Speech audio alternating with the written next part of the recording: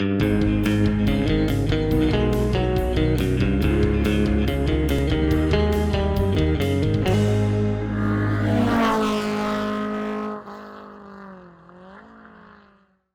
everybody, it's Charlie from Daily Motor. Today we've got a little bit of a first drive on the 2022 Hyundai Kona N. We had the chance to drive a prototype of this car earlier this year, and it was cool, but it was a little manic, a little bit unpolished, and maybe the roads we were driving on weren't exactly ideal. Woo!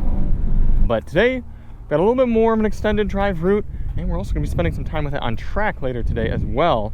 But we're doing this a little out of order. I've actually already driven it, but you'll kind of see more of my raw first driving expressions right after this. The thing looks cool.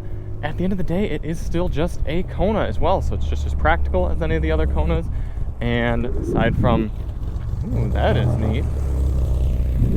And aside from the more aggressive looks and driving dynamics, this thing can live like a Kona. It's not lowered down. It still has some good ride height.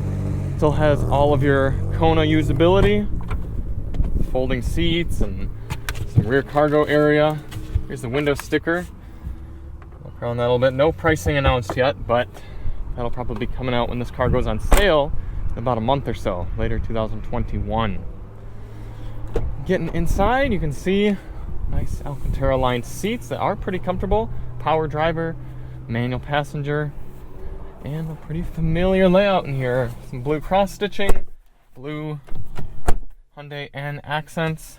And then fire it up, you get the cool digital gauge cluster. Very standard infotainment here.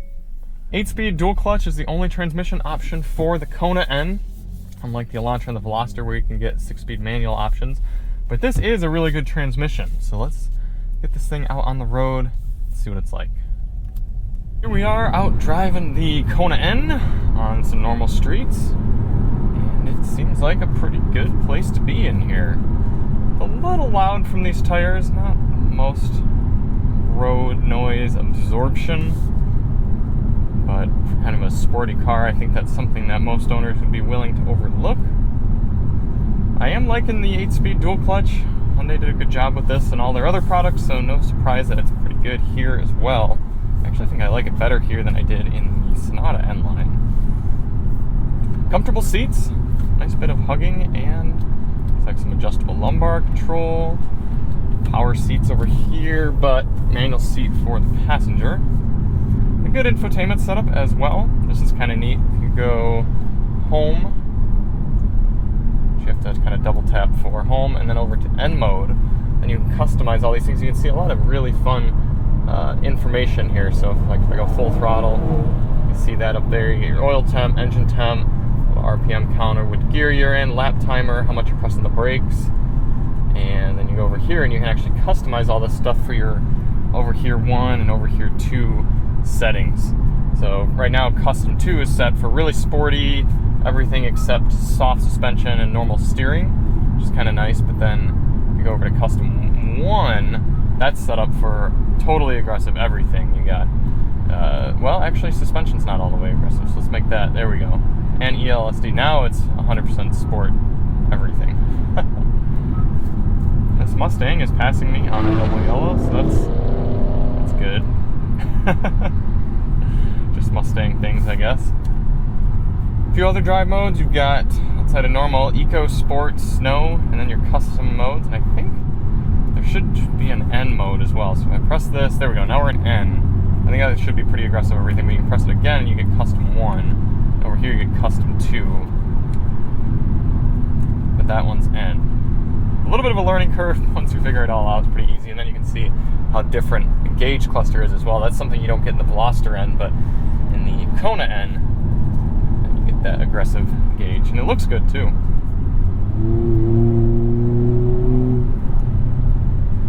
Great exhaust note, a little bit quieter in this than in the 6-speed manual cars from the Elantra and the Veloster, but you can hear it still sounds awesome.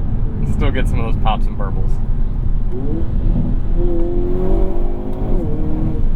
Some nice torque steer yanking you around.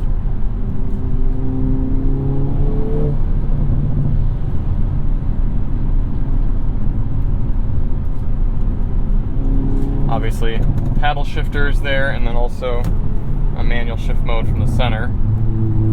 Down to up shift, up to down shift.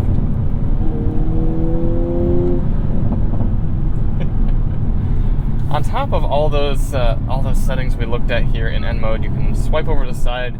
You got a launch control, and then these performance options.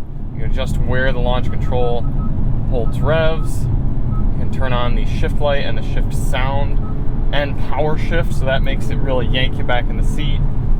A lot of different settings there to play with, so they're really allowing the owners to feel like they're connecting with their car. I think a lot of people who have sporty cars like that, they want to feel like they can customize the car right to their liking, and Hyundai's doing that. Not only is the driving experience fun, but they want the ownership experience to be fun too, and I like that.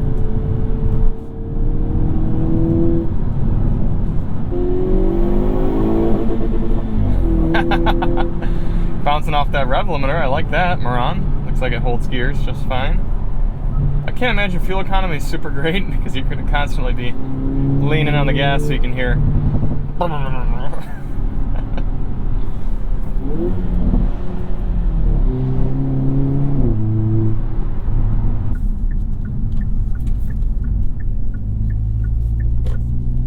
Mr. Officer.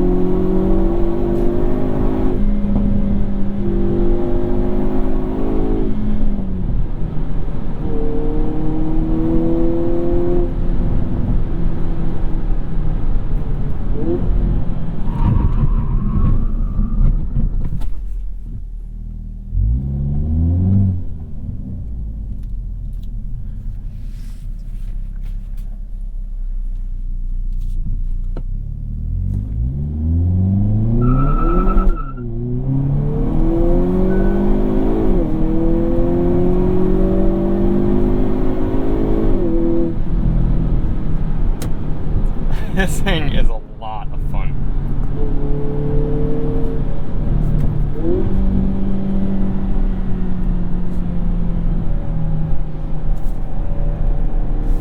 The steering weight is actually really nice, and just the feel in general.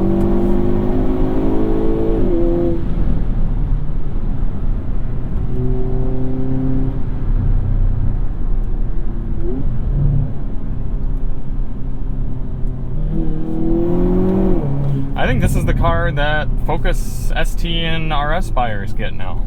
I mean, since Ford's entirely abandoned them, they're going to have to replace it with something, and I think this is it. This is a very strong competitor.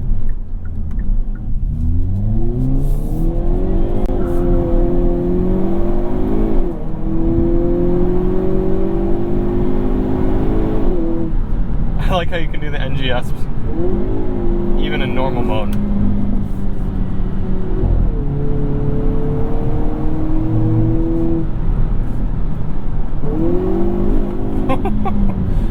The ride is firm, but I get it. They want to make an aggressive car and kind of just tell those who want to complain about it to screw off. You gotta respect that. I also like being able to have fun at closer to legal speeds. There are a lot of cars we drive that it's like, yeah, I mean, it's fun, but it's only fun once you get doing 90, 100 miles per hour. Or, alternatively, you put your foot down and you get through 2 gears and you're already doing 100 miles per hour. This manages to be fun in just kind of daily driving situations. And I like that Hyundai does that. Are there cheap plastics? Yeah, there definitely are. But I would rather have cheap plastics and a more affordable cost of entry to get something fun like this than have a luxury car. It's not a luxury car, so don't sit there and complain, oh, There's cheap plastics on the door. As long as the places where your elbows go are soft, which they are, and as long as the steering feels nice, which it does, the steering wheel feels good, why do you care about what the door panels feel like in a car that's supposed to be sporty and affordable?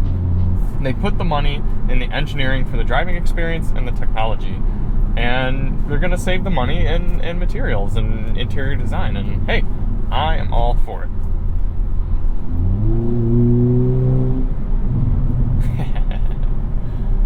I'm more impressed with their Kona N after spending some time with it on the road. I expected it to be a little bit of a one-trick pony, like kind of, you should only buy this if you really want a hardcore small SUV like this, kind of like a hopped-up hot hatch sort of deal, but I actually could see somebody living with this on a week-in and week-out type of basis, so kudos to Hyundai, really.